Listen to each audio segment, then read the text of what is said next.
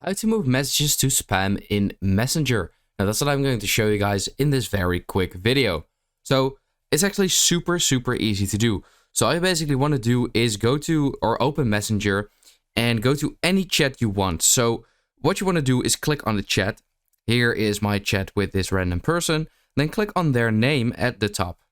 Now you will get these sort of like settings over here. And what you want to do is simply scroll down.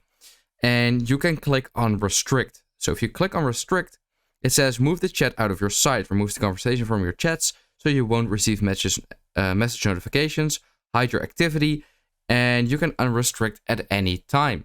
So this is how you move the messages to spam.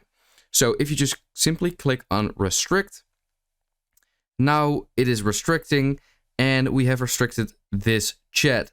So that is basically it. And to actually unrestrict someone, simply go to people, click on the top right to see like all your contacts, click on that name and click on unrestrict.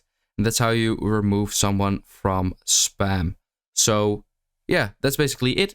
I hope this video helped you out and I'll see you next time. Have a good day.